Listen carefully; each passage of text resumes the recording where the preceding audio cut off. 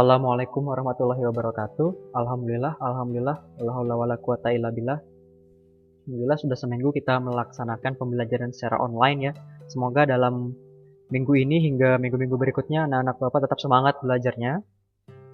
Tidak ada yang malas-malasan, tetap mengerjakan tugasnya, tetap menyimak materi-materinya ya.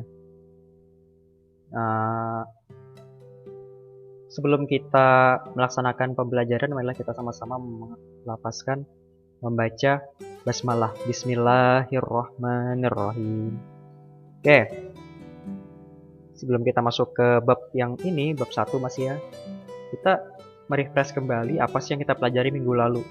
Minggu lalu kita belajar tentang dakwah Nabi Muhammad SAW dari turunnya wahyu ya dari Allah melalui malaikat Jibril kepada Nabi Muhammad hingga beliau ketakutan menjadi orang yang berselimut. Nah, sampai turun perintah Allah, wahai orang-orang yang berselimut, bangunlah dan berilah peringatan ya. Nah, di situ Rasulullah disuruh berdakwah secara sembunyi-sembunyi dan hasilnya masuklah beberapa orang-orang awal yang disebut as-sabiqunal awwalun yang menerima Islamnya, yang menerima Rasulullah, yang menerima Nabi Muhammad sebagai Rasulullah. Dan pada akhirnya dakwah Allah memerintahkan Rasulullah untuk dakwah secara terang-terangan yang hasilnya mendapatkan tantangan oleh kaum kafir Quraisy ya. Nah, lalu pada bab ini ya disiapkan bukunya ya, buku salam.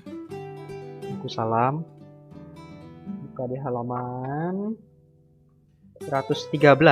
Nah, kita akan belajar ketabahan Nabi Muhammad SAW dan para sahabat dalam berdakwah.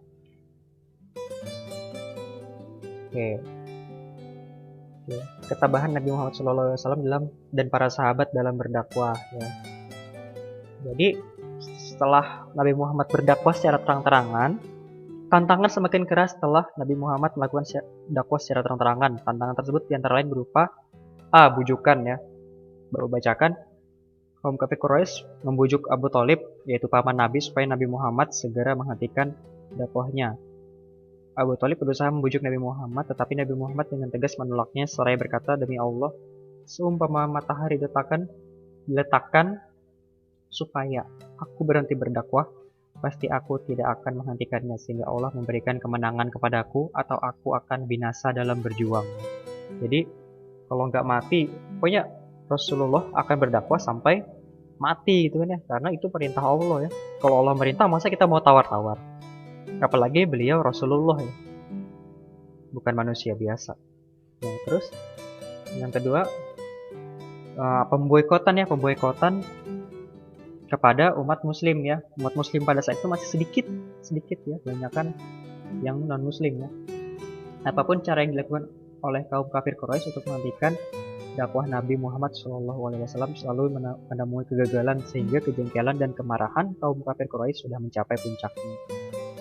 Kemudian mereka bersepakat untuk memboikot umat Islam, terutama keluarga Bani Hashim yang selama ini membela dan melindungi dakwah Nabi Muhammad SAW. Nah, boikotnya itu terdiri diantaranya satu, tidak boleh melakukan perdamaian ya, tidak boleh ya berteman sama mereka ya, umat Islam nggak boleh berteman sama mereka. Yang kedua, dilarang mengadakan transaksi jual beli, nggak boleh beli ya umat Islam, uang punya tapi nggak boleh beli. Ke pasar mau beli ikan, uangnya ada, wah orang Islam nih nggak dikasih. Jadi kayak apa umat Islam pada saat itu? Kelaparan.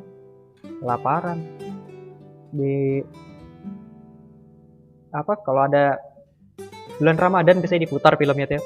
Putar filmnya Omar, nama itu menceritakan perjuangan umat Islam pada saat itu ya. Nah, mereka itu sampai makan kacang-kacangan, makan akar-akaran gitu ya, karena nggak ada yang mau jual ya, yang di pasar-pasar tuh ya, nggak ada yang mau jual ke umat Islam ya, kelaparan.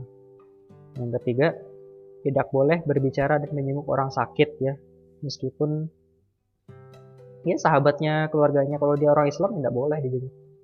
Terus Yang keempat, umat Islam diasingkan dan diberi tempat tinggal di sisi utara kota Mekah. Nah, ini. Jadi yang Islam tuh diusir gitu ya. Di ujung kota Mekah itu ya. Tidak boleh ke pusat kota ya. Padahal yang penting-penting ada di pusat kota ya. Pasar, segala macam. Mau bagaimana ya? Itu yang namanya pemboikotan. Nah, lalu di antara ketabahan Nabi Muhammad SAW yang berdakwah adalah A. Ketabahan atas bujukan Walid bin, salah tulis kayaknya bapak itu ya, Walid bin Mughirah ya, Mughirah. Ini Mughirah. Sorry, itu. Nah, gagal dengan cara ancaman kaum kafir Quraisy, kemudian mengirimkan Walid bin Mughirah dengan membawa pemuda bernama Umarah bin Walid. Seorang pemuda tampan dan gagah. Walid bin Mughirah berkata kepada Abu Thalib, ambillah pemuda ini menjadi anakmu, tetapi serahkan Muhammad pada kami untuk kami bunuh. Dia telah menentang kami dan memecah belah kita. Usul Walid bin Mughirah itu langsung ditolak keras oleh Abu Thalib ya. Abu Thalib ini paman Nabi tadi yang melindungi Nabi ya. Lalu yang B, ketabahan atas bujukan Utbah bin Rabi'ah. Nah,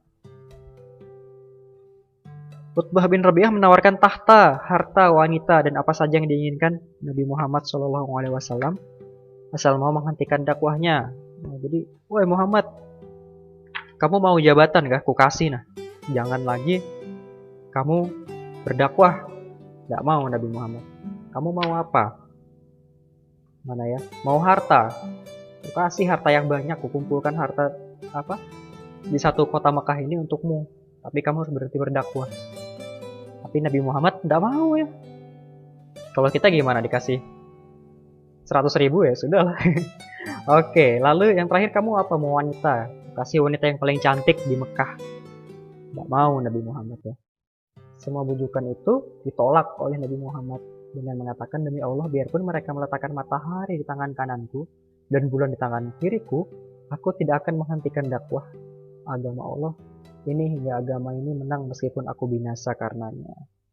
Jadi di situ turun, kalau nggak salah turun surah Al-Kafirun ya, yang lakum dinukum waliyadin gitu ya. C, ketabahan atas siksaan kaum kafir Quraisy ya. Nah, setelah gagal membujuk, mereka menyiksa nih dengan cara kekerasan kepada Nabi Muhammad ya, Nabi kita ya, dan para pengikutnya. Mereka dipukul, dicambuk, dan tidak diberi makan minum.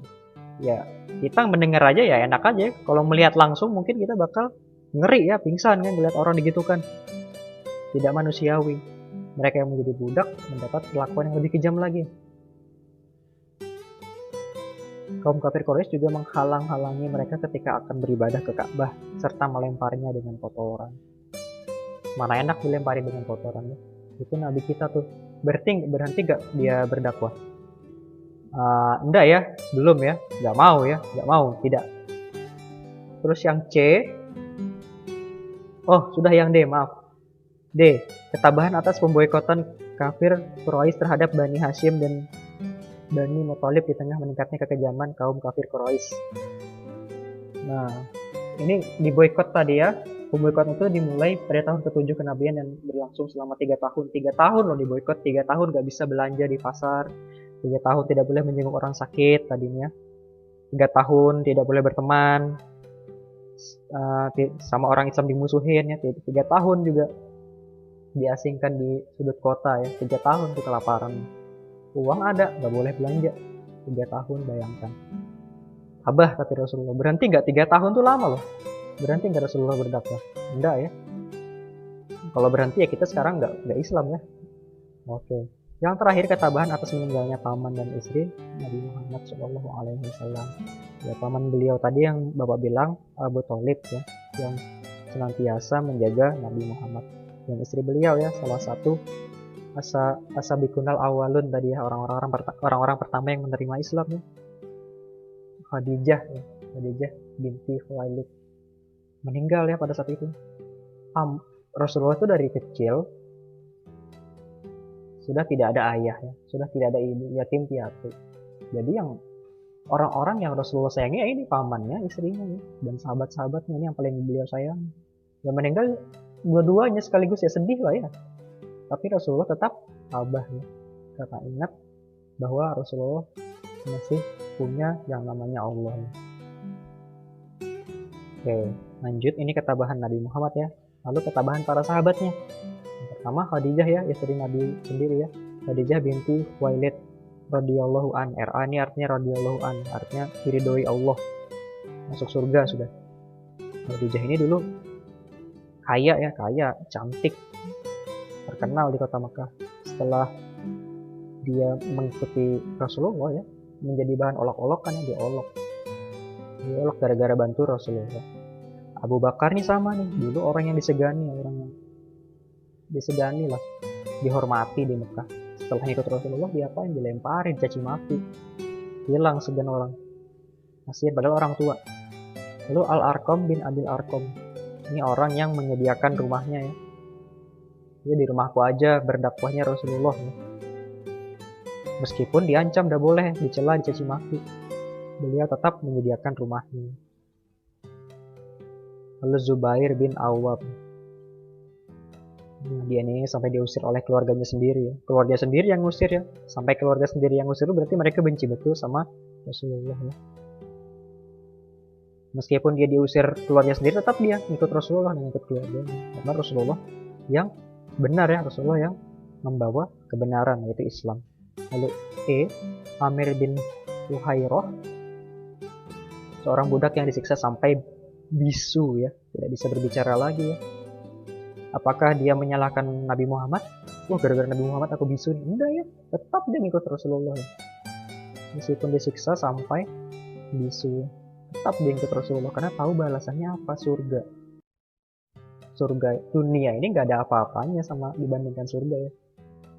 Kemampuan berbicara itu nggak ada apa-apanya sama nikmat surga. Lalu yang terakhir, Bilal bin Rabah radhiyallahu anhu, budak juga, disiksa dijemur dengan telentang di atas pasir panas tanpa mengenakan baju, kemudian batu besar diletakkan di atas dadanya.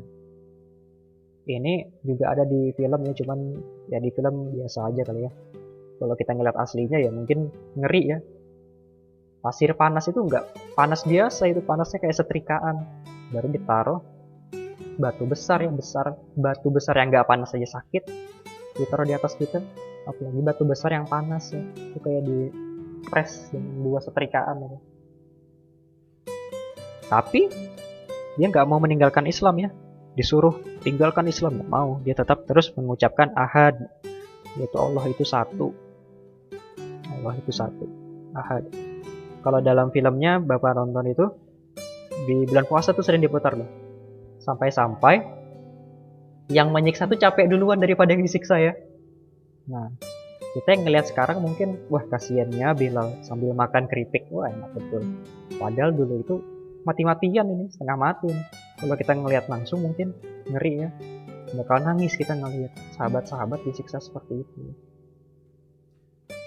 Nah makanya sekarang kita ya paling gak jangan malas lah belajar Islam ya, belajar sejarah kebudayaan Islam ya. Jangan malas. Kalau kita malas ya kasihan ya para sahabat dulu. Lanjut. Nah, keteladanan apa sih yang bisa kita ambil dari Nabi Muhammad dan para sahabatnya gitu ya? Apa yang bisa kita petik sekarang ini ya sebagai siswa kelas 4 nih apa?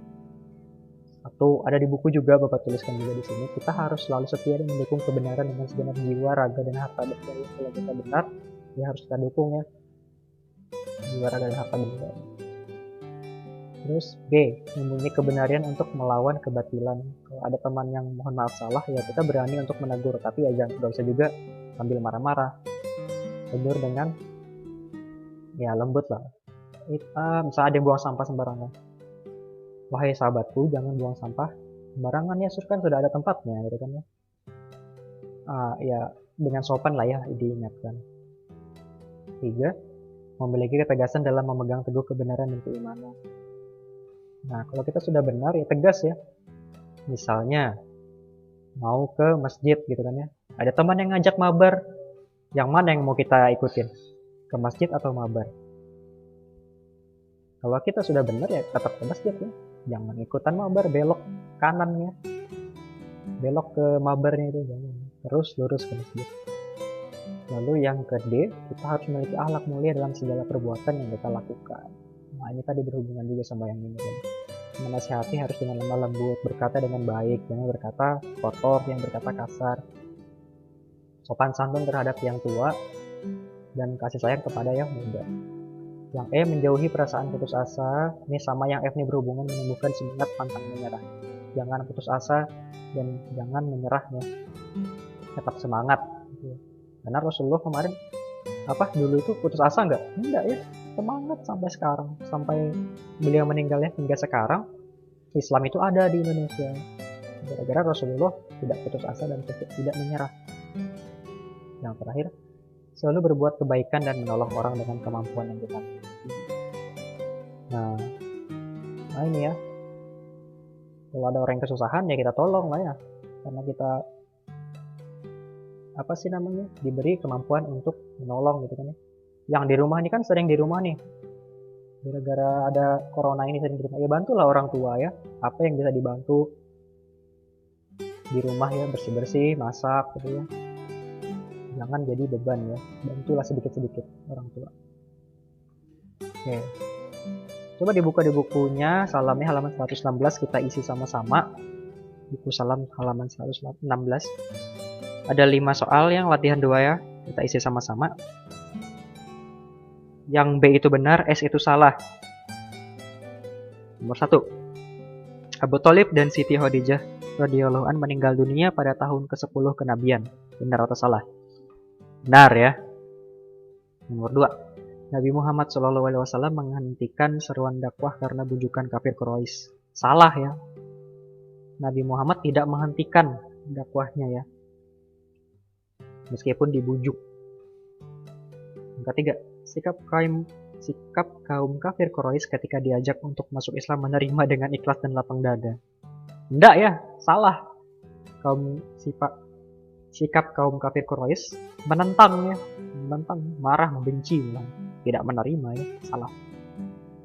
4, Abu Bakar As-Siddiq selalu setia menemani dan melindungi Nabi Muhammad SAW. Benar ya, Abu Bakar As-Siddiq ya. Yang kelima, Bilal bin Rabah disiksa dengan kejam oleh Umayyah bin Khalaf. Benar juga ya, tadi sudah Bapak ceritakan ya. Oke, sekarang tugas kalian di bukunya itu ada, di buku Salam halaman 117-118, pilihan ganda ya, kerjakan pilihan gandanya langsung di buku paket, waktunya 1 minggu ya. Jika ada pertanyaan silahkan chat Bapak. Kalau ada kesalahan Bapak mohon maaf, boleh dikoreksi. Bapak akhirnya mengucapkan walhamdulillahirabbil alamin. Wassalamualaikum warahmatullahi wabarakatuh.